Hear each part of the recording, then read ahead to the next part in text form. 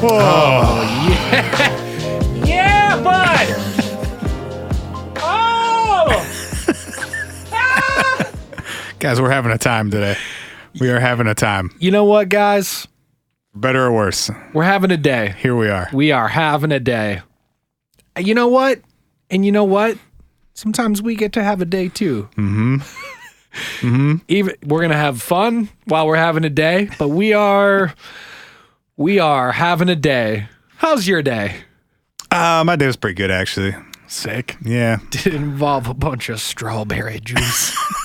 It's about to. Guys, we're It's drinking about to. strawberry flavored beer right now. That's It's why not- I'm talking I mean, about strawberry juice. Yeah, I guess it is. It said strawberry on the can, and that's all I latched onto. We decided to start a two white guys review craft beers podcast. Oh God, that sounds. Aren't you that sounds glad? miserable. I'll make jokes about strawberry juice. I will absolutely not review craft beer on a ghost blog.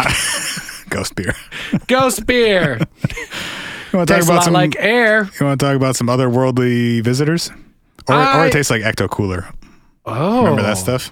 Yes. Now that's on brand for us. Do you think we could get Ecto Cooler to be rejuvenated in an orange format, and we could have it be What If Orange? Does High C still exist? Was Ecto Cooler a High C product? I believe it was. Okay, I believe you. I think it was I don't remember. Ghostbusters. Oh, Ghost. That's been a long time. I Oh, apologize. jeez, Rick. Oh that boy. burp had been in there for ages, many moons. many. The strawberry juice will get you. Hi guys, welcome to the What If podcast. We're in our finest form this week. It was Ghostbusters branded High C drink, I believe. It had the the Krang looking guy on the box on the juice box. You are absolutely correct. A cursory Google here is telling me that it was once sold in cans, which is a sin. And guys, welcome to our 90s nostalgia podcast. Two white guys talk about things from the 90s. Let's be frank, though. We are very capable of that one. We lived them at a very specific time period wherein we ingested all of it. And because it happened to us, it means it's important and other people want to hear about it. God damn it. I believe that's sort of the entire crux of podcasting. That's how I go is it through not? life. Yeah, this shit is about me, bro. We don't have any cool experiences, though. Speak for yourself. Well, I mean, we don't have any cool experiences related to the topic of our show. No, you're right. I have lots of cool experiences as a human. I've been to Texas. That would have been fucked up if I'd been like, I've done nothing cool in my entire life. I ran over an armadillo once in Texas. Well, that's not cool at all. That's fucked up, bro. I wasn't trying to. Well, it sounded like you liked it. It sounded like you were hype about Trying to think about noteworthy things that I've done in Texas. I wasn't there for very long. That's not really noteworthy. That's just like a crime. That's just animal Well, abuse. shut the podcast down then. I guess I have nothing noteworthy to say. I abused an animal in Texas once. Award me. I will What's the not. statute of limitations on armadillo murder? Probably like 36 minutes. Okay, cool. The This extent of it. was more than that ago. It's like, shit, there's a bunch more armadillos to replace that one. When was the last time I was in Texas? You asking me? No, I was Dear Spencer. 2013? I drank it all away. When was the last? It would have been. You're actually really close. That's right. Oh, you Fuck with me. That's because you know, though. Well, isn't that how you usually answer questions? Yes. But it's the way you presented it. It sounded like you were guessing, but you were not guessing. I went there in 2012 for South by Southwest, and I was pretty sure you went the year after I did. I went the year after you did, and you knew that also because you mixed the record that we were playing in Texas that year, which is actually on Spotify now, by the way. Boy. Been working on it. Tight. Spotify record having ass looking boy. Looking boy. But that's the last time I was in Texas. So yeah, it would have been like 6 or 7 years ago. And I never went to Lubbock. Lubbock. It's way the fuck over there. It's in the part of the Texas that I don't think you go to if you're just going to Texas for one time. I think one of the things that actually is pretty interesting and essential to the story is how remote Lubbock is. I'm going to try not to talk shit about other people's states tonight, though, because I caught a lot of heat for my opinions about my very poorly Arizona? / not at all informed opinions on Arizona. I've last only week. driven through Arizona. I didn't support nor did I deny Spencer's Arizona takes. Look, Matt, I apologize. Good. That's what we needed. I got publicly in person shamed for my thoughts on Phoenix last night. For throwing shade at Phoenix? Mm-hmm. Damn. I know, man. I felt bad. Damn. Mm-hmm. That must have been from a friend of the show then. Correct. That or you met another mailman on the street who knows the show. Well, I mean, that guy does walk past my house every day. I could probably find him. Shout out to that guy.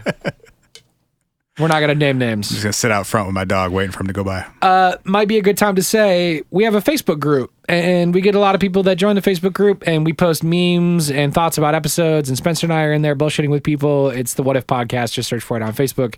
And Spencer's dog is famous on the streets, and met a mailman who recognized Spencer from his dog from the show. Correct.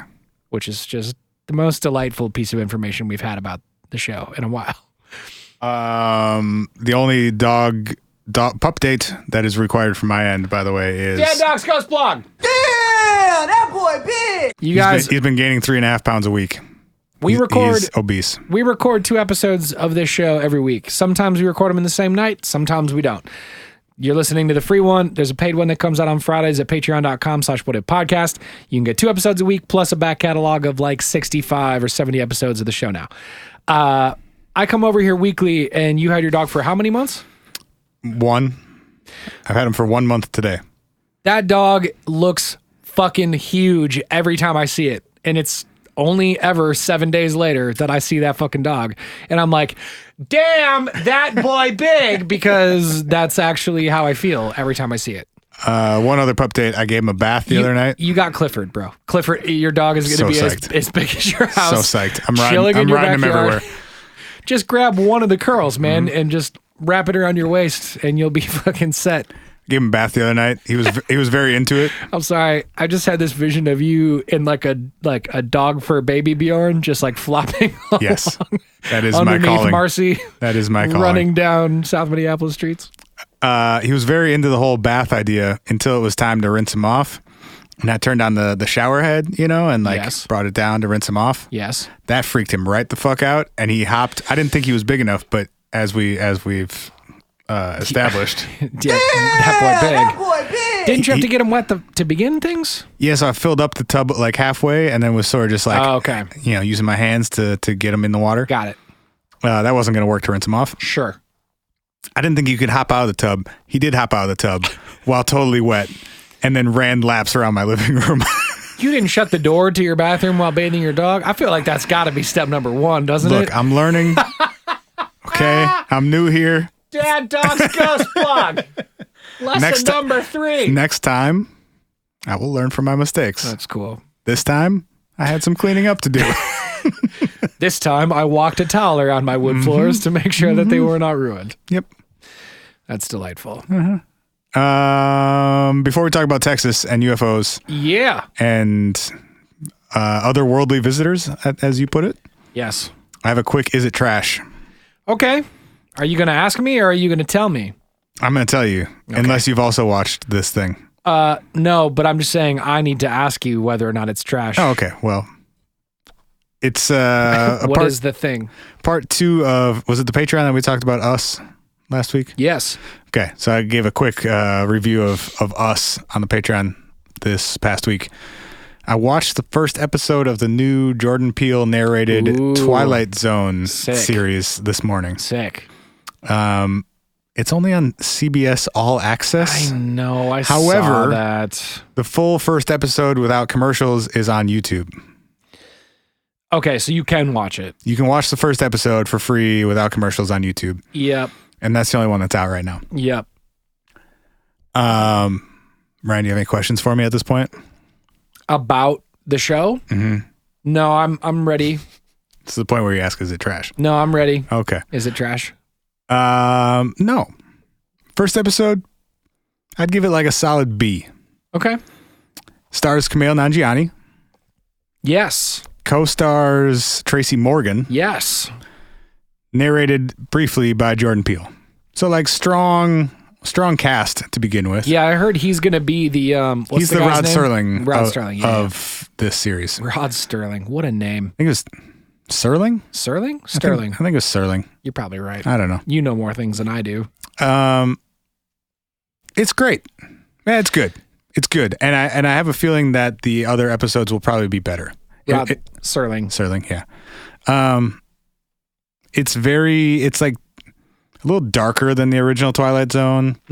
They cuss a lot more, which can they do that on All Access? Yeah, because it's not actually on. Cable. Well, it's not on CBS. It's not broadcast anywhere. It's only on their streaming service. So it's like R-rated. Yeah. Really? Yeah. I'm actually kind of surprised that they're like willing to do that, because I would think that, because obviously the original Twilight it was the 50s. It was totally clean. Yeah. Well, and also it ran on normal TV because they didn't have the all there was, fucking internet. Yeah. But I'm surprised because I'm imagining they're obviously playing on some of the nostalgia of the original. So you would think that people are going to be. Yeah, the people who watch the original are probably out of here, though, honestly.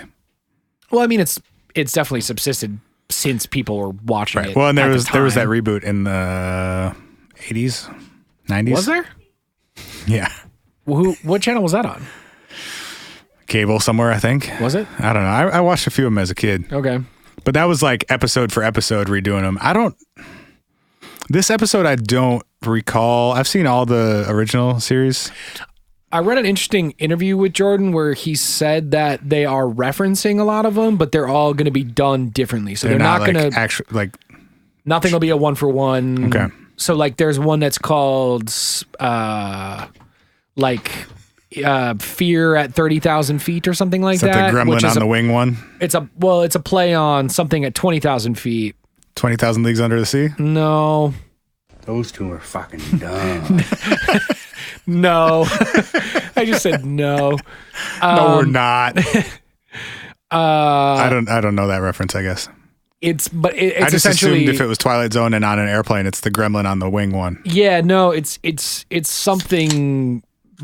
All I'm trying to say is the names are plays on the originals, and they're taking slight deviations from the original storylines or plots while still borrowing elements from the original. So I'm excited to see it, man. I think that one that I just referenced actually has Adam Scott, so it seems like they've got a pretty great cast in it. They're doing Jordan. I would assume I didn't know Kumail or Tracy were in the first one, but those they didn't are really hype that big up names. at all. Yeah, I'm actually very surprised they didn't, because those are really big names. And they both play comics too, which is kind of fun. Oh, interesting. But they don't play themselves. No. Okay. They play like versions of themselves. Is it is there lightness to it as well? You said it's darker. There wasn't any real humor in this first episode. Okay, so there wasn't really in the original. Right. I guess it was very like, the one thing that I didn't really like, well, two things I didn't really like about the original. It has not aged well, just in like a shots fired. Well, in a like cultural sense of like, it's all about white men, and it's very like of the 50s. I was going to say, in the 50s, it was like everything was made by white men for white men. Yeah. Yeah. And it's definitely that. Yeah. And it's very like every episode has like a pretty heavy-handed message or like lesson to be taken away from it. In the original Twilight Zone? Yeah. I don't think I knew that. I've only not watched every like episode, but a lot of them. You should go back through them. They're on and off Netflix, depending on when you look. Got it. This one didn't really have as much of that, like what's the word I'm looking for? A lesson that you're supposed to take away from a story. A moral, I guess, or yeah. Whatever. A moral. Didn't have that as much, or not as like ham-fistedly as the originals. Yeah. Maybe a little bit darker, but otherwise the tone was pretty similar. Okay. Shot really, really well. Sure. Pretty, like, I would guess pretty high production, pretty high budget, I would assume. Yeah. Just based on like, it looks great and they're getting huge name actors in it. Yeah, no, for sure. And I guess the only reason I asked about the comedy angle is because I'm like, if you have those two people who are inherently extremely funny people, it would be an interesting choice to not use them for that. They've both done some pretty serious stuff too, though. That's true. Well, Kumail has. But I mean, The Big Sick wasn't even that. I mean, The Big Sick was funny as well. Sure. I don't know. Yeah. I'm curious. All right. I'll definitely watch it. He still has it sounds stupid when you describe it, but he has the hardest I've ever laughed at live stand-up was Kumail Nanjiani. That doesn't sound stupid at all. It makes total sense. No, to me. the bit that I was laughing that hard at is stupid. He he spent about 5 minutes just replacing one word from the title of TV shows, movies, books with the word horse. Cool. And I could not see and could barely stay in my chair by the end of this 5-minute riff. I was going to say, I feel like 10 to 15 examples deep in that, you could get pretty good. I'm not going to try and recreate it. It's probably on the internet somewhere. It's incredible. Okay. We'll just shout out Kumail. Extraterrestrial visitors in Texas in the 50s. So this sounds sort of like a Twilight Zone episode. Let's go. Nee. Don't get us sued. That was all I did. It was less than 7 seconds. So this is sort of part 2 of our Project Blue Book conversation. It isn't. We're talking about incidents that happened that were investigated by those managing or running or related to Project Blue Book. This one actually was Project Blue Book. Yeah, but also Project Signs, but also Project Grudge. Thank you. It was Sign plural or singular, I believe. Sign. It was Sign Grudge then Blue Book. Is that right? I think so. Okay, I think that's right. Or Sign Blue Book Grudge? I don't remember. No, because Blue Book was the last one. That was the longest running one. Okay, and it was canceled after that. You're right.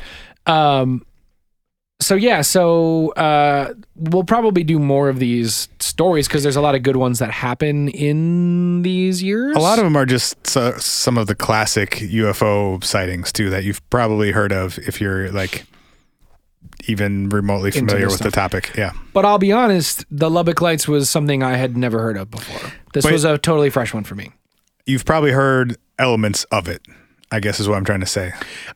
Maybe I had, but this whole story was new to me. Okay. So I was definitely intrigued by the newness of it. We're going to August 25th, 1951 in Lubbock, Texas, which is in the northwestern area of Texas. It is not close to, Texas is obviously known for having 3 of the largest cities outside of the large coastal cities. You know what they say about Texas? That boy big. It's the only button I'm playing from now on. For the rest we are getting our money's worth out of that sounder. However long this show runs, that's the only one you guys get now. But Lubbock is nowhere near any of the 3 biggest cities in Texas. It's not. You're saying geographically or in terms of population? Geographically. Yeah. It's not near Dallas. It's not near Houston. It's the not near closest San big Antonio. city is actually Albuquerque, New Mexico. Right. It's about 200 or 300 miles east of Albuquerque. I was going to say, and it's hours away from Albuquerque as well. So it's, relatively speaking, it's in the middle of nowhere, but it houses one important thing. Talking about the university? Texas Tech. Yeah. Currently Texas Tech. At the time, it was not Texas Tech. It was Texas Technical College. Is that right? Technological College. College. My bad. So on August 25th of 1951 at about 9 p.m., there were 3 professors from Texas Technological College sitting in one of their backyards, just sort of hanging out after work. And it was 4, right? It was 3 the first time. 3 the first time, but then 4 later? The Lubbock Lights involves dozens of sightings. Right. As far as we can tell, what was the first one, I believe, was 3 people. Word. They're sitting in one of the guys' backyards and they see 20 to 30 lights fly over their house or their yard where they're sitting. They said they appeared about as bright as the stars, but much larger and much closer. And the lights crossed their view of the sky in about 3 seconds. They were a bluish green color, they said. And noticed that they, I guess, illuminated in sight already and then turned off before they passed through the sky. Wait, did you read that? No, I'm not sure what you mean by that. Essentially, the way that I read it was they came, they did not come over the horizon.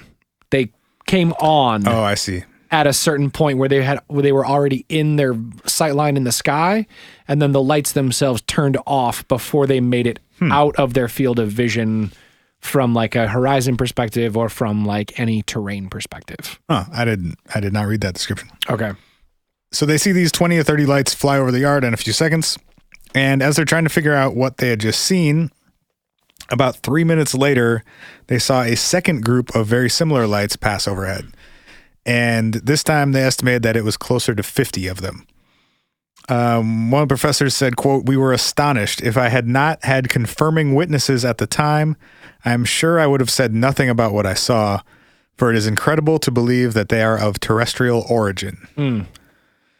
So one of the things I think is valid to call out at this point is the 3-4 folks who were in the yard for this original August 25th setting were a professor of geology, a professor of chemical engineering, a physics professor, and the head of a petroleum engineering department at Texas Tech.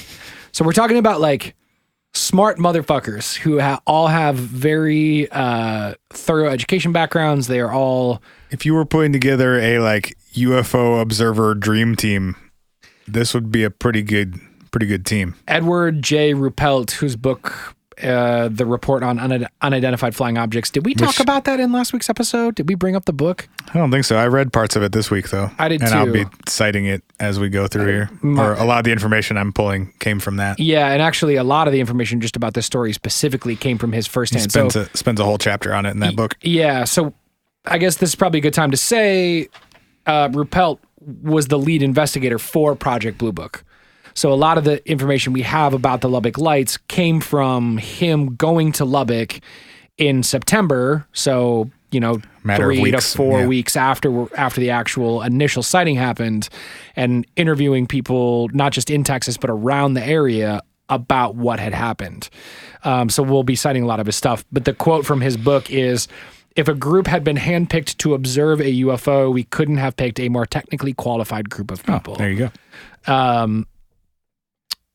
So yeah, just to echo your sentiment. Yeah, having a physics professor see an unidentified flying object seems like a great bonus. Totally. As an investigator. No doubt. And also to, not to get too deep in too quickly before we, go through the whole story, but like one of the things I think we miss a lot in these stories of these sightings is we miss what we feel is like very credible, sober observations of these things. And last week we talked about it with, oh my God, I'm spacing right now. The Gorman. The Gorman, thank you. The Gorman dogfight situation where there was multiple pilots and air traffic controllers, people who are obviously very sober. Trained to observe things exactly like this. Exactly.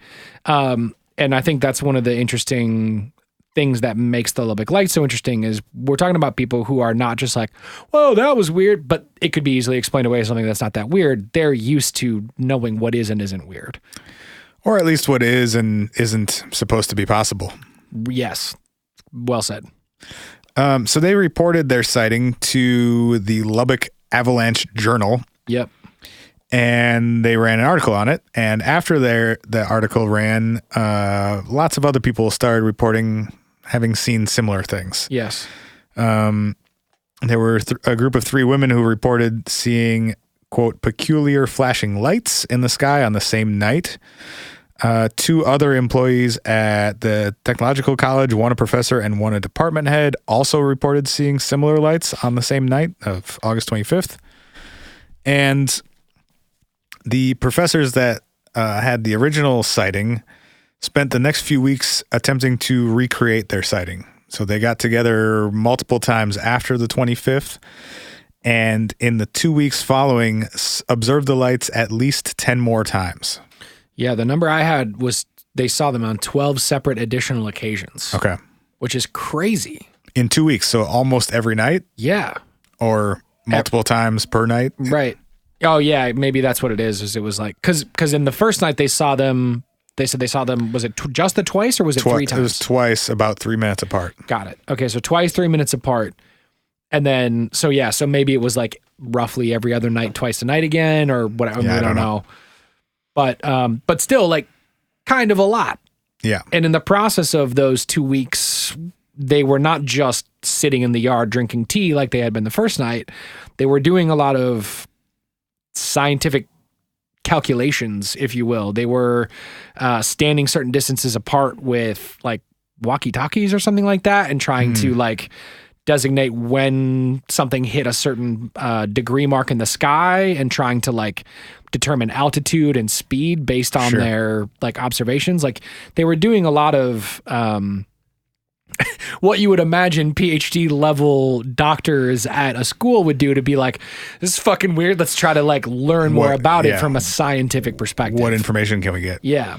So on September 5th, about whatever that is, 10 days later, the original 3 observers plus 2 other professors from Texas Technological College were sitting in Dr. Robinson's front yard when they saw the lights again. This time they got a slightly better look at them and said, quote, the lights appeared to be about the size of a dinner plate and they were greenish blue, slightly fluorescent. They were smaller than the full moon at the horizon. There were about a dozen to 15 of these lights, and they were absolutely circular. It gave all of us an extremely eerie feeling. That's the end of the quote. They also estimated that the lights were about 2,000 feet high, based on the fact that they were just above a thin cloud layer that they had determined was at 2,000 feet. Sure. And they guessed based on that and how long they observed them in the sky for, that they were moving at least 600 miles per hour. Yep. And they moved north to south every time that they saw them. And also, one of the things they mentioned was that estimate of 2,000 feet and 600 miles an hour. For them to cross the sky in the amount of time that they had crossed it, if they were higher than that, they would have had to have been flying at even faster speeds. Right. So they're like, if we're off by a couple thousand feet, they're going to have to be flying at double that speed, closer to 1,200 miles an hour to be able to cross the amount of sky in their trajectory for us to be able to see them. I mean, I'd seen the speed estimated other places at more like 900 miles per hour. And I think one of the things that's really interesting, and also I think super important when we get into what became the official explanations of this, is, and again, this is kind of similar to last week's episode when we were talking about the Gorman dogfight, was one of the things that was remarked upon by the professors as well as everyone who saw these. And I think to your point about it happening over 2 weeks, it was like hundreds of people in the area over a couple weeks. Everyone remarked about the speed with which these lights crossed the sky. They were saying, I have it in here, it's like it crossed 30 degrees of sky in a second. Okay. So 6 seconds to go from literal horizon to horizon. Which is, I mean, if you think about the actual distance that is. Something would either have to be incredibly close to you or moving incredibly fast. Or a combination of the two. Yeah. There were also some photographs taken of these lights. Hey, Carl! His name's Carl. Carl took the photos, guys. Is it Carl Hart? Carl Hart. Yeah. A gentleman named Carl Hart took some photographs on the 31st of August. He took 5 photographs. They're pretty interesting. I'm assuming you've seen them? Yeah, so I think it's worth noting, Carl, when the original report came out, it, like you said, it made the newspaper because they were very notable people who said, this is fucked up. We should talk about it. That shit's weird. Let's talk about it. And they put it out into their local newspaper, and in doing so, helped other people come forward and say, yeah, no, I saw it too. I thought it was weird. Similar to the guy's quote who was like, if I was chilling in the backyard by myself, I would have been like, well, keeping that one to myself. Right. But when you put it out in the newspaper, other people go, yeah, I saw it too. I mean, as far as... can be good and bad. Agreed. In that you get more legitimate accounts. Yes. And you also probably get more illegitimate accounts. I totally agree. But you know, like the sightings went as far as Albuquerque that came out with people confirming. That one is interesting, just to backtrack a little bit before we talk about these photographs. Yep. On the same night as the original sighting in Lubbock, the 25th of August, there was a large flying wing observed flying low over Albuquerque, which is about 300 miles west of Lubbock. Yep. And that was at about 10 o'clock on the 25th of August. Yep. A report from the 34th Air Defense at Kirkland Air Force Base said that an employee of the Atomic Energy Commission's super secret Sandia Corporation, I don't know what that is or why you'd be putting it in reports if it's super secret, and his wife had seen a UFO. They were sitting in their backyard around dusk. This also says 10 p.m. That ain't dusk, though. No. I mean, middle of summer, I guess it may have just... The quote I have from the Ruppelt book was, they were gazing at the night sky, commenting on how beautiful it was. Okay. Well, we'll stick with 10 o'clock then. Yeah, I don't know. Yeah, this is from that same report, though. The line before says, around dusk, they were sitting in the backyard of their home, gazing at the night sky, commenting on how beautiful it was. Oh, well, that's not it. That's weird. Anyway, they saw what they thought to be an airplane flying very quickly and silently over their home. It had only been visible for a few seconds, but they got a very good look at it because of how low it was. They estimated only about 800 to 1,000 feet. And they described it as a flying wing. And if you look at the photographs that Carl Hart took, it's basically a V shape of lights with like 2 rows of lights on either side of the V and then coming to a point, obviously, as a V does. Yep. With about, 10 to 12, maybe 15 lights on either side of this wing? Yeah. It depends on which photo you're looking at, but... Yeah. Yeah. You said 10 to 12 on each side? Yeah. Yeah, I would say that's about right. Yeah. So they described this flying wing going about 1,000 feet over their house. It wasn't making any sound. They said it was about 1.5 times the size of a B-36. Which doesn't do anything for me because I don't know what the size of that thing is. Maybe that's meaningful to people who know about 50s aircraft, but that is not me. They used that as a point of reference because that is a plane they had seen flying low over their home frequently, being close to the Air Force Base. Right. They couldn't see a color, but they said that there were about, on each edge of what they were calling the wings, each edge of this V shape, they said 6 to 8 pairs, so 12 to 16 total, glowing blue lights. Now, it's interesting that they call them pairs because Carl's photographs that he took look like pairs of lights. Like they look like they are... It's like 6 to 8 sets of 2 on either side of this V shape. Yes. And we should run back to Carl's photos here to talk about that, what they saw and what Carl saw. Yeah. So Carl's photographs, the point I was trying to make about the breadth of the sightings was just that people, because they continued happening, people had their heads up. So people were looking at the night sky wondering, am I going to see the thing that came out in the paper 3 to 5 days ago? And people were successfully continuing to see that because they saw these lights happening over the city for weeks on end, essentially. So Carl was a freshman at Texas Tech who was laying in his bed looking out the windows being like, I wonder if I'll catch a glimpse. I've seen this in the papers. Could be cool. Could be interesting. Yeah. He's looking out his window and one of them flies over and he's like, holy fucking shit. I just saw the fucking UFOs. He grabs his 35 millimeter, runs outside and chills there waiting in sort of prepared motion for seeing them again, and proceeds to snap these 5 photos. I think was it like 3 more passes of them? I think he saw them. I'm not sure. I think it was like 3 more passes of them that he saw them, or maybe 2 or something like that. But he got multiple photos of the lights in successive passes after he saw them. And so these are photos you can go see online, but they're very V-shaped. They do appear to be pairs of lights. Some of them are streaky, so it looks like they're blurred, but there are other ones that are less streaky, so that it looks like there's less motion involved, but do appear to show double dots of lights in multiple locations around this sort of boomerang shaped thing. So the photos are very interesting. and as far as I know, have never been, it's a hard thing to do, but never been proven to be faked or a hoax of some kind. Yes.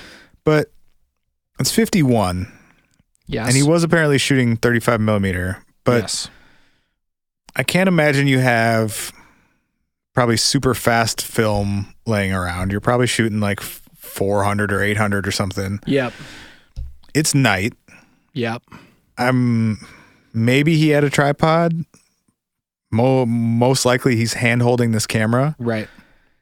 It's the middle of the night, and this thing is apparently moving 600 to 900 miles an hour. Yep. How did he get 4 clean shots of it?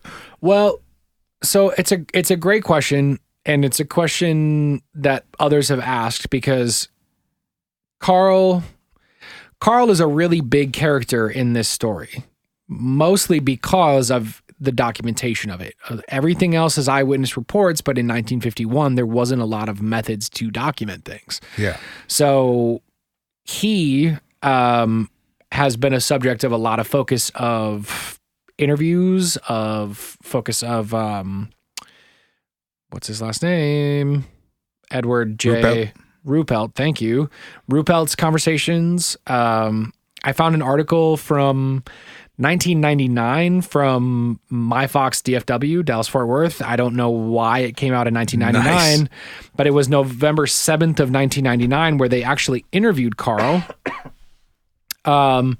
Where Carl says, you said he was a freshman in 51, so he's like 18 or 19? He was an 18-year-old in 51. Okay. So this came out in 99, so 50 years later. Those two were fucking dumb. A while later, yeah. 68, I think. But his quote from the article is, just grabbed my camera, set the exposure at where I wanted it, and ran back outside and waited. Then two more flights came over. I think I got 2 pictures of one and 3 of the other, Hart said. When I first processed them, I didn't think I had a thing until I really examined them closely because they didn't take up a lot of room on the negative. So I think that speaks to what we're seeing is a zoom in on the negative of what it really was. So it was maybe smaller on the negative. I guess I'm saying more like, how is there not extreme motion blur in these photos? Well, there were some. But Did you see the bad ones? Because there's many bad ones out there that are from his same set that are like jiggled, like wiggled, fucked up ones. I'm just saying, if you're trying to photograph something moving that fast at a distance at night, I mean, you can't be shooting faster than like, I don't know, a 60th or 125th of a second or something. And if that thing's moving at 600 miles an hour, 900 miles an hour, it's going to blur, I would think. So I agree. The fact that you got any that aren't is surprising to me. So let me run through something and then posit something about what you're saying. So one of the things that happened to Carl so what he did was he took these photos, he actually sold them to Life magazine, who said, yeah, we'll run these. They gave him, I think, like $10 for him, which I guess maybe at the time was a lot of money-ish. 2 semesters of tuition. Maybe. I don't know. He said he also, I guess they were also potentially published in the Avalanche Journal. I don't really know where that is. That's the paper that ran the original story. Oh, that's the local Lubbock paper. He ran them at both then. But he says, I talked to the people at the Avalanche Journal. They were pretty skeptical. Then after they published, first it was the Air Force. And he's talking about the grilling that occurred. Oh. He said, it was pretty intense questioning. They went over and over my story, I guess trying to catch me in being inconsistent, but apparently they were satisfied eventually.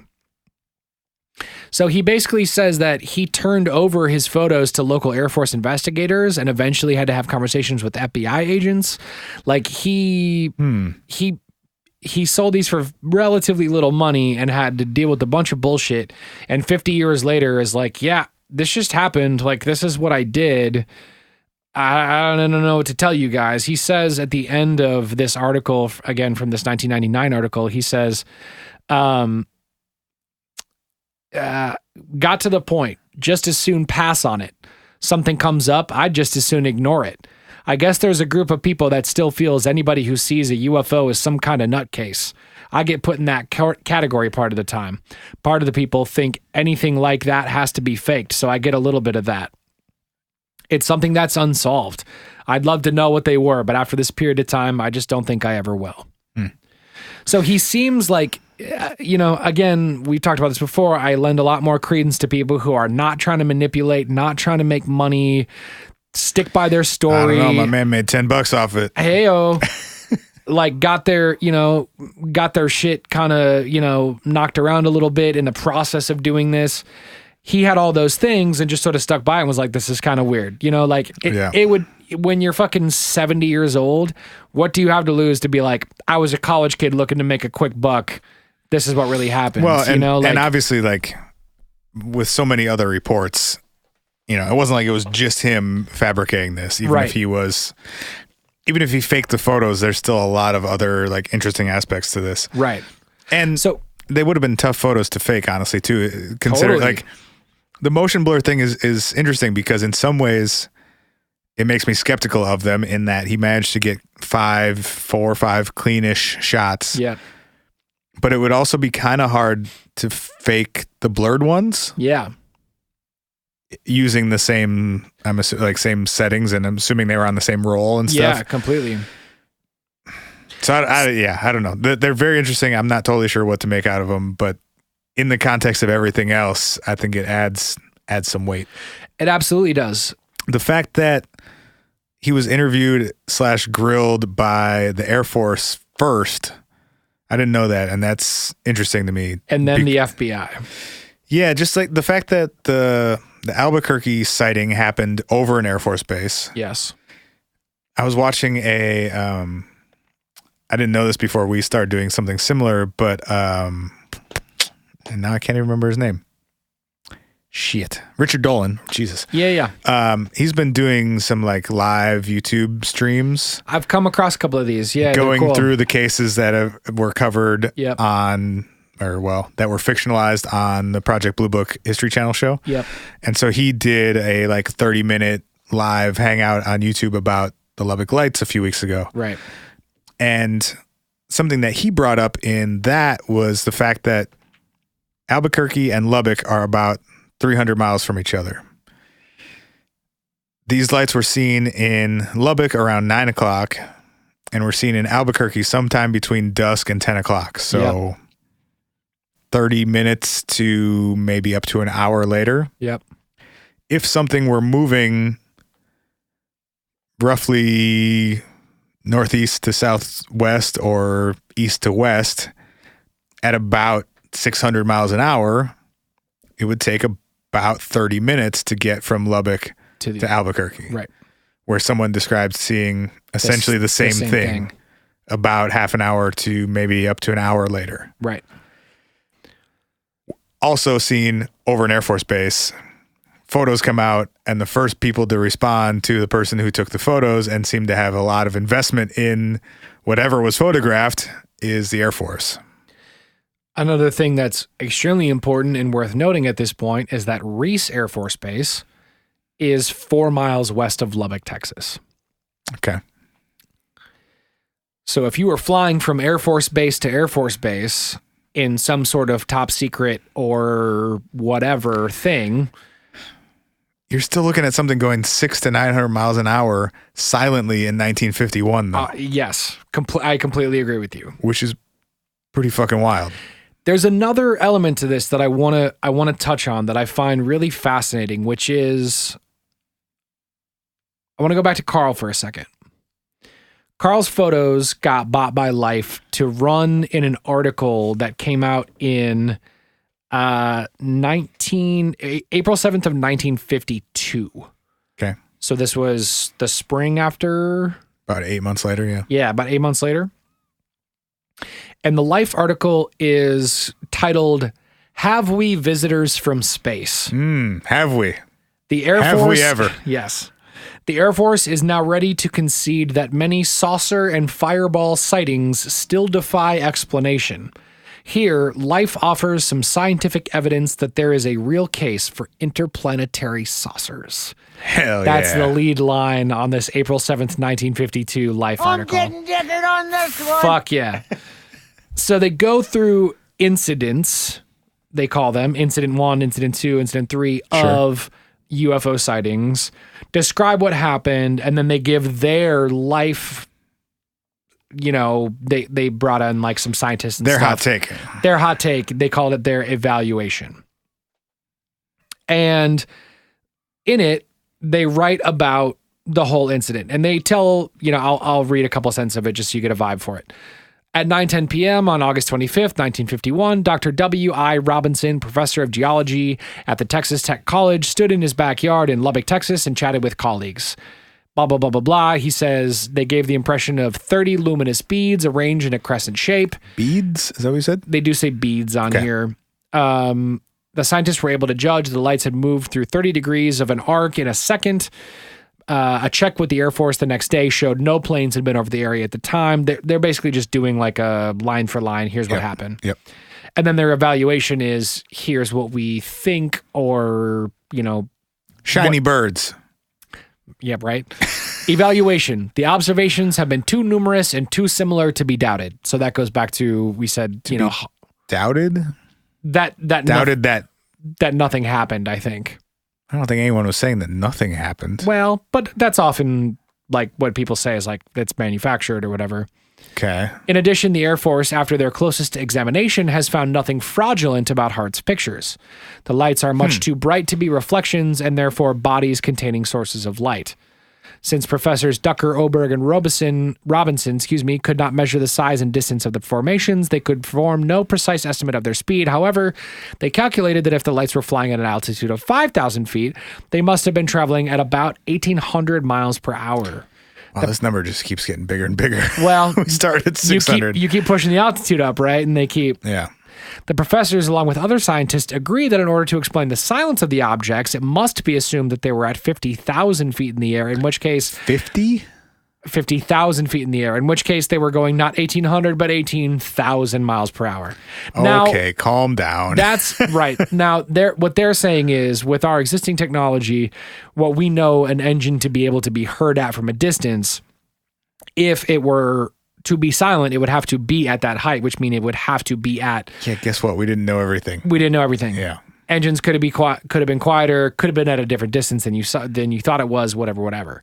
But I'm gonna say it wasn't moving at 18,000 miles an hour. I completely agree with you. But what I find very fascinating is the Texas Tech professors clapped back and sent a letter to the editors at Life when this article came out. Hell yeah. Have you seen this? Have you heard about this? No. Okay. So W.I. Robinson, A.G. Oberg, W.L. Ducker, and E.F. George, the four gentlemen who were in the yard the night of the original sightings. Can I guess what their letter said? Yes. Fuck no. Love, doctors, Oberg, Robinson, whatever their names are. They open it with sirs, which I just find so terrific. Hey, next time you guys email us or DM us or anything, sirs. Yeah, that'd be great. It's the dopest way to say fuck you in a salutation, very politely. We got an email from an Australian lad the other day. Did you see this one where he only referred to us as you legends. For the whole you legends. Fucking awesome. Love it. I shout out to that cat. And I never know. Sometimes I don't know if we should share people's names because sometimes people get mad that we don't. And then sometimes you'll get mad that we do. You didn't give us permission to whatever. Yeah. You know who you are. You know who you are. And shout out to you. And also, I love that Australian. Fucking boofhead. You fucking legend. You're a legend, not us. I just love that they use that word. It's great. Anyway, the letter says, sirs! As observers of the Lubbock Lights, we feel the record requires that we point out that the groups of objects shown in the Hart photographs are, in these respects, essentially different from any of the 12 or more groups that we cited. Number 1.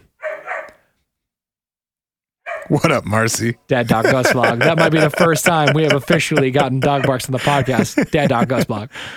Number 1, all but 3 of the groups we cited had no geometric form. What does that mean? Those like a V shape? Like, are they saying the individual lights did not, or the group of them did not? The group of them did not. Got it. All but 3. So all but 3 of the groups we cited had no geometric form.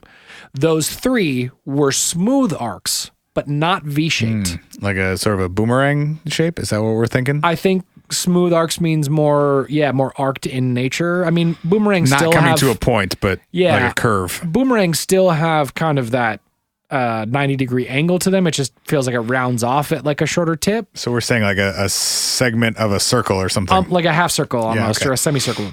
Okay. Number 2, those 3 could not be conclusively determined to be composed of individual lights, but certainly they were not made up of 2 distinct rows of alternately spaced lights. So the pairing images, that's what they're sort of trying to counter in this. Number 3, none of our sightings was either bright enough nor in view long enough, parentheses 3 seconds, to offer any possibility of being photographed. Interesting. 4, even if the lights we saw had been particularly rich in non-visible ultraviolet light, they could not have been photographed without special equipment. Number 5, all of our sightings were close to the same speed of 30 degrees per second, at which speed it would be impossible to follow them with a camera accurately enough to obtain an unblurred image. Signed by the 4 of them in Lubbock, Texas. Your shit's fake. Well, so it's a photograph of something different than what we saw. So what I find fascinating and potentially a hypothesis that I have knocked around since we started researching this is it possible that they saw what he saw at a different point in trajectory or a different point in time? Or what if per hour? Yeah, we get it. Go ahead. What if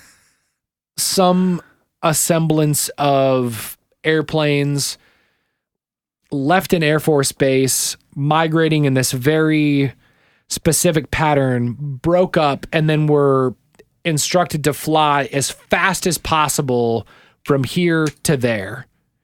And so what he photographed was them departing the Air Force base in their very regimented arc or their formation of whatever it was. But they break up, do a 180, and you're just supposed to get to that Air Force base as fast as possible. They hit the gas and they fucking all go boom across the city. Like, is it possible, similarly to what we talked about with the Phoenix lights, right? Is it possible that they were seeing 2 different iterations or 2 different anomalies that were somehow connected? Is it possible that the arc... Well, the 2 Phoenix lights things weren't necessarily connected. They weren't necessarily connected. Other than they were connected because people wanted them or to be connected or thought they were connected. But remember, we got that great listener feedback from someone who said it could have been a regiment of planes that then flew without their lights on and dropped their flares in succession and created the looping lasting arc in one location, but were flying in a winged formation quickly from another location. The speed issue still sticks out for me though, because we're looking at then they were flying significantly slower when they were photographed. But possible, right? You start slow. But then accelerated to a speed at which no airplane should have been able to fly at that time. At their slowest, we're getting an estimate of 600 miles per hour. Right. But they're remarking though. And we have no sound. No sound. Yes. For a height where you should have 100% been able to hear something. And we have descriptions of them being the size of dinner plates and being perfectly circular. Like, none of that says airplane to me. I completely hear you, and I completely agree with you. I just find it interesting that they looked at those photos and said, whatever he documented, which to my gut instinct says is legitimate documentation of something. They're like, yeah, that's weird, but we saw something different. Yeah, I guess to me it speaks more to either those photographs are of something different. Yes. Or those photographs are not legit in the sense that they are not what was the guy's name? Mr. Hart, right? Who's the guy who took the photos? Carl Hart. I was going to call him Corey Hart. But yeah, same. That's not right. Bret Hart's photos. Bret Hart suplexed an airplane. May have been fake. Right? I mean, that has to be a possibility. That for sure has to be a possibility. I just think from everything that I've read and seen, it doesn't, like, they went through Air Force inspection. They went through inspection from multiple different newspapers. They went through inspection from photographers. They're not exactly detailed photos, though. It's basically a totally black background with points of light. Yeah. I mean, it would be possible to fake that in a way where, like, you're taking an actual photograph of something, you're presenting an actual negative. Yes. But there's really not any detail in those. No, they could be a whole range of things. I own that possibility that they could be faked. I just also think there's an interesting possibility that we could be seeing a squadron of something, terrestrial or otherwise, taking two different shapes at two different locations during two different times in the same relative location. Sure. I also think it's possible that they are not the same thing and not even necessarily connected. I mean, sure. We just as humans try and find patterns and categories of things. Right. I don't know why I said that way. Categories of things that because it works better for our brains, but like it could have been two totally different things that were observed around the same time. What if, because it wasn't like the same night either, it was a week apart. Yeah. What if what Carl saw was the Reese Air Force Base mobilizing a squadron of airplanes to go patrol the area because there had been reports of these crazy lights happening. There are just so many variables and so many unknowns here that, like, we're purely guessing at that point. Yeah, and in some ways I look at what I just said as being the way more logical thing, that what he was able to photograph was a squadron of 1951 fighter jets that were being mobilized because it was hitting the news, and maybe they didn't know what was going on. Or for any other reason. Or for any other reason. You know, training mission, whatever. Because he's near an Air Force base, right, where planes fly in and out. Right. But then you get into all these, these sort of interesting, again, we've talked about many of them, but you get into these interesting small elements of this story in this case where it's like, there wasn't any sound. They were continually flying from north to south. The same yards saw them multiple different nights in repetition. The north to south thing is weird to me. They were illuminated at a certain point, flew, and then turned off before they left the field of vision. They were flying at 30 degrees of sky per second. Like, there's all these really small anecdotes that when you compile them on top of each other don't make no sense. Don't make no damn sense. And then they come from the voice of very legitimate, sober science professionals who intentionally spent time trying to go, what the fuck is going on here? Yeah. I have two more things I want to hit, and then we're coming up against it here. Okay. Number one, on August 26th, there was an interesting, possibly related radar report. Oh. So this was just a few hours after the first Lubbock sighting on the night of the 25th. So this was early morning 26th. Yep. Two different radar systems showed a target traveling 900 miles per hour at 13,000 feet on a northwesterly heading. Whoa. The target was observed for 6 minutes, and an F-86 jet interceptor had been scrambled, but by the time the plane had climbed into the air, the target was gone. Wow. In the last paragraph of the report, it said that it was apparently... Oh, sorry.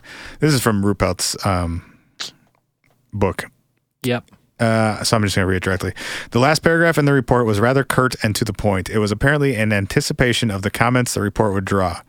It said that the target was not caused by weather. The officer in charge of the radar station and several members of his crew had been operating radar systems for 7 years, and they could recognize a weather target. This target was real. Interesting. So a few hours after the first sighting, we have an unidentified target, 2 unidentified targets on radar moving at roughly 900 miles per hour. Which, what the fuck flies at 900 miles per hour?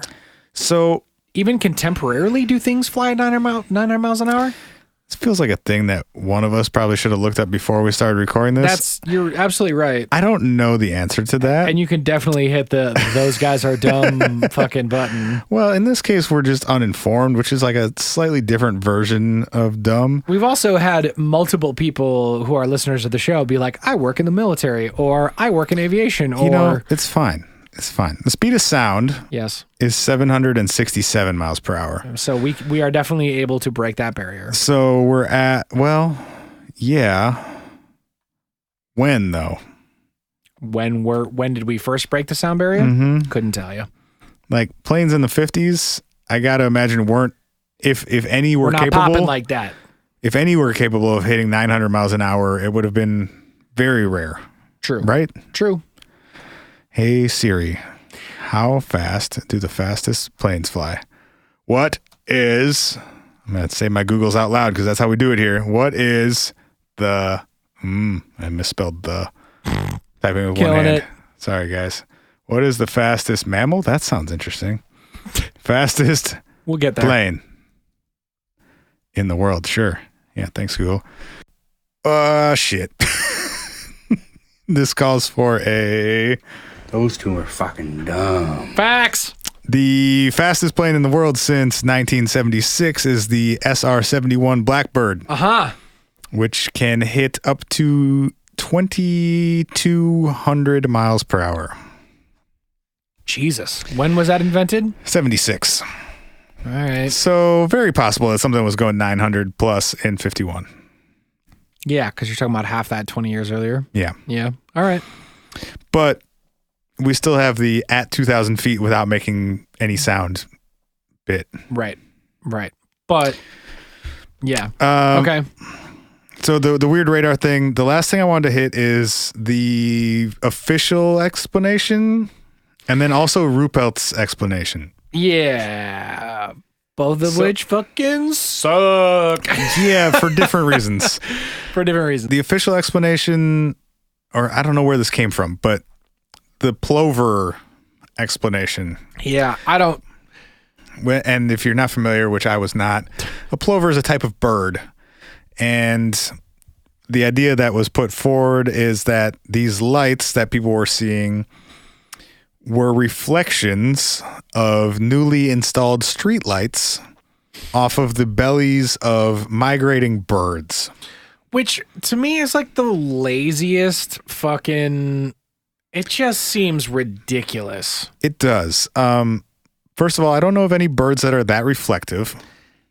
I don't know of any birds that can travel at 900 miles per hour. I mean, name the fastest flying bird, and you're not even getting to a tenth of what we're talking about here. There are those one falcons that dive at like 200 something. But I'm talking about the Pellegrino falcons. Pellegrino.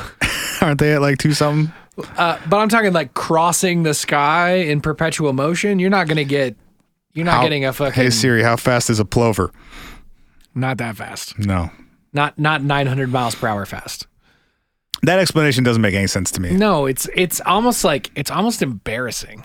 Like, it's like, okay. Do you know where that explanation originated? I couldn't find the first instance of it.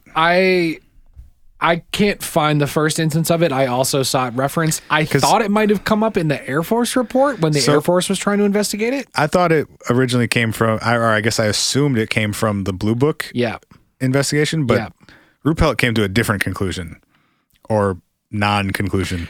Yeah. Are you going to read his quote? I think I have it directly. Yeah. I have it too if you don't have it. No, I got it. Ruppelt said in his summary, quote, personally, I thought that the professor's lights might have been some sort of bird reflecting the light from the mercury vapor streetlights, but I was wrong. They weren't birds. They weren't refracted light, but they weren't spaceships. The lights that the professors saw, I hate that he says it that way because it was so many more people in that. Right. The lights that the professors saw, the backbone of the Lubbock Lights series, have been positively identified as a very commonplace and easily explainable natural phenomenon. It is very unfortunate that I can't do Boo! Heck! Go ahead. It is very unfortunate that I can't divulge exactly the way the answer was found because it is an interesting story of how a scientist set up complete instrumentation, whatever the fuck that means, to track down the lights, and how he spent several months testing theory after theory until he finally hit upon the answer. Dad, blame it, boy. I don't know. Telling the story would lead to his identity, and in exchange for his story, I promised the man complete anonymity. Anonymity. Nope. Anonymity. But he fully convinced me, hey man, I didn't write it. Okay, I'm just reading what Ruppelt said. But he fully convinced me that he had the answer, and after having heard hundreds of explanations of UFOs, I don't convince easily. Fire this man immediately. What the fuck is that conclusion? Dude, I need a combination right now of Riley from the Boondocks' boo and just a fart sound effect. Because Guess what happened? Who knows? That to me literally detracts from the vast majority of I don't trust any of the Blue Book shit that he did that now. Ruppelt has ever had, because it's like, you're going to tell me that this is a normal, natural thing, but I can't tell you about it because the person who told me will get in trouble. What the fuck is that? It doesn't make any sense. Doesn't make any sense. It makes no sense. It's phrased weirdly and poorly. He said anonymity. It's what just an asshole. It's just absurd. It's patently absurd to say, I know the answer, but I can't tell you. But it's totally normal. But this guy would lose his job. Nothing to see. Seriously. Like, fuck off, man. Ugh. I want to know what, like, love is. If you're gonna, I want to know what is your, like, what's your gut say? Weird Air Force shit. That's what mine says too. Mine says if you got Reese Air Force Base 4 miles away and you've got an Air Force Base in Albuquerque, it's within the realm of possibility of aircraft. But you have the Air Force being very invested in, like, questioning the guy who took some photographs of whatever it is. Yep. But there are very weird anomalies that we can't even account for in our contemporary technology, which is what always confuses me about some of these things. Yeah, it's still weird. I'm not saying that completely answers it, but that gets closer than any of the other explanations for me. Completely agree with you. I'm just like, where we always land, it feels like. For sure. Like, I'm on board with the possibility, but then I go 2,000 feet up and you're not making a sound and you're flying. You're the size of a dinner plate? Yeah, and you're flying at a minimum of 900 miles an hour and a maximum of 1,800. Also, sometimes it's a boomerang, sometimes it's a cluster, Have we had drones since 51? I mean, maybe. Maybe this was Amazon practicing their delivery runs 50 fucking years ago. I mean, you never know, like, how far advanced military tech actually is, because we just don't know. Because we just don't know. Somebody whistle blow. If you want to blow a whistle and tell us some crazy shit, blow the whistle. Blow the whistle by leaving us a voicemail at 612-246-4614. If you want to blow the whistle with an email and send us some crazy encrypted government documents, hi@whatifpodcast.com. If you want to cop merch, we got shirts and fucking mugs and fucking posters and robot grandma hoodies at shop.whatifpodcast.com. If you want us to shout you out on the show and your cool shit and your blog and your friend's birthday and your fucking Uncle's inside 1 year joke, of sobriety, whatever it is, you could do that by going to whatifpodcast.com/shout out, and we'll do that too. We're running out of beat. Hurry up. All right, we'll let the beat ride. We appreciate you guys for supporting the show. Thank y'all so much for listening. As always, we will see you next week.